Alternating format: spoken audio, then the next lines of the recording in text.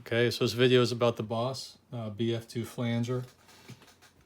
You know, you're probably expecting a video about fishing, knowing me on this channel, but you know, I've also played guitar my whole life, and I've been an electronics engineer. I think I mentioned that before.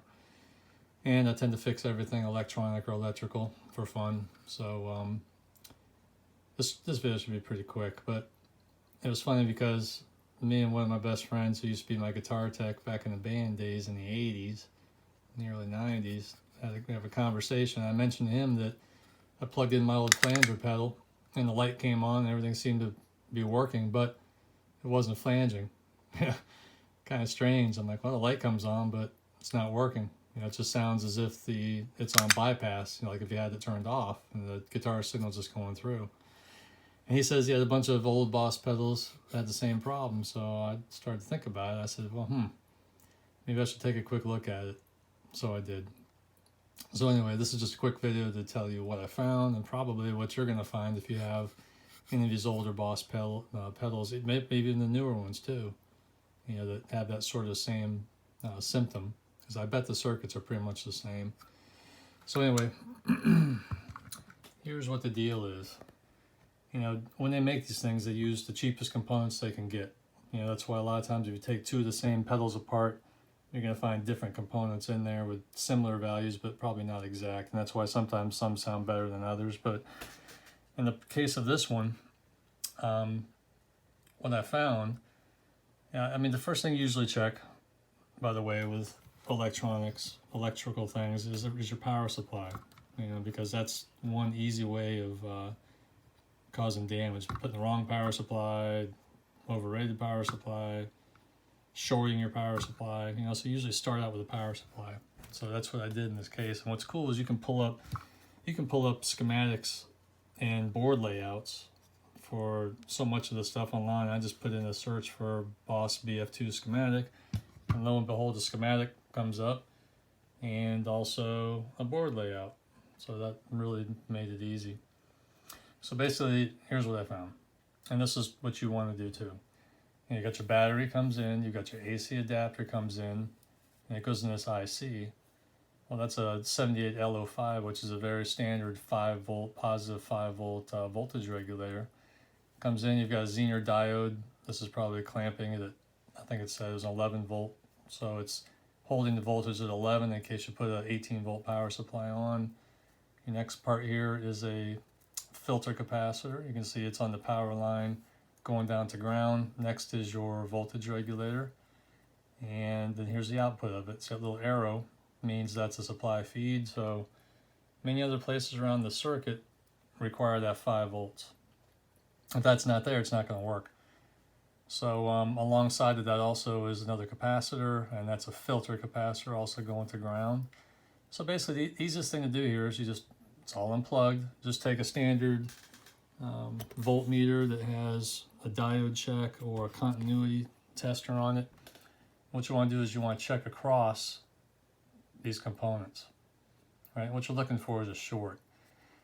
And what I found looking across them was this C40 was shorted directly to the ground. So that means this 5 volt supply was just going straight down the ground. What's not good about that is that puts a lot of stress on this. Hopefully it's fine. We'll find out. I also checked this, and you can check that with your diode checker continuity too to see if it's shorted between the 3 legs, and mine wasn't, so hopefully it's still fine. Okay, so when you find one problem, and whenever I've designed power supplies or fixed power supplies over the millions of years it seems here, you always check everything around it, and if you can replace something as a preventative maintenance, you might as well do it. So seeing that this C40 5 volt filtering capacitor here was shorted, I'm going to go ahead and I'm also going to replace this C39, which is a 100 microfarad 16 volt. This one here, C40, is a 47 microfarad 6.3 volt. You know, and honestly, this is underrated. This should be like a 15 volt or a 16 volt capacitor, and working that close to the 5 volt operating range is probably another reason why it failed. But that's just the way some of these cheap circuits are designed. They want to use the cheapest components possible. And back then, this was early 80s, you know, a 6.3 volt capacitor is probably big compared to what it would be today. So I'm going to replace it with let's see, where is it?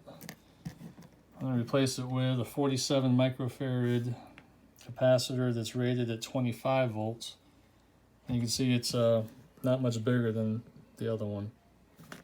The 100 microfarad 16 volt, I'm going to replace it with a 100 microfarad 25 volt.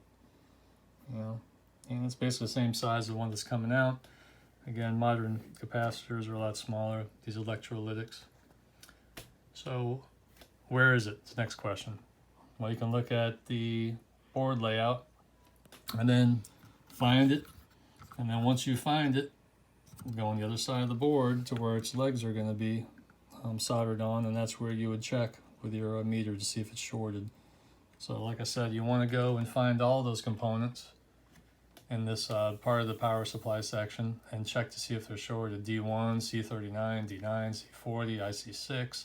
And you're going to see this, so like if you do on a different pedal other than this one, and it's laid out a little differently, just follow your battery, follow the AC adapter, and watch where it's coming in. And I bet this section of the power supply is going to be very similar. Check all those components, look for a short. If you find a short, take your soldering iron, pull that thing out and replace it, then give it a shot and see how it works. So I'm going to go ahead and I'm going to do that. I'm going to change that C40, and then C39 is over here, and it's actually laying on its side because it is a little bigger of a capacitor. So that's exactly the way I'll put the new one in there, and we'll see how it works. Okay. All right, quickly before I go do that, I need to mention something about capacitors. An electrolytic capacitor is polarized. That means one side's positive, one side's negative. In the schematic, you'll always see an electrolytic with a little plus sign or the capacitor symbol, and then the other side, the negative, will always be going down to ground. It's very important that when you take that out, take note on your board which way it comes out, because you have to put that new capacitor back in there the exact same way. So negative is going to ground and the positive is going to the other side, you know, where it came from.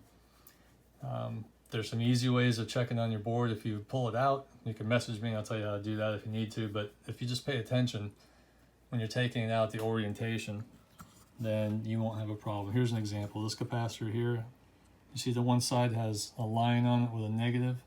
That's the negative side. So you wouldn't want to put that in the opposite direction. And here's a close-up of one of the new capacitors. And it's always marked which side is negative. So just pay attention when you pull it out, what side that's on, and then make sure you put it back in that same orientation and you'll be fine. All right, so now I'm gonna go change these things and see if it works. All right, so it's all back together. And I checked the voltages in the power supply and everything looks like it should work. So I just plugged it in and we'll give it a try and see. So this is the sound without it.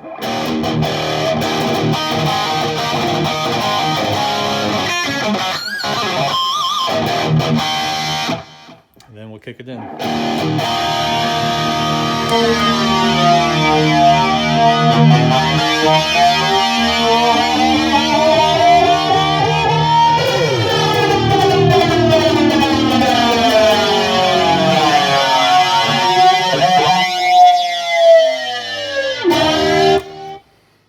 It's working.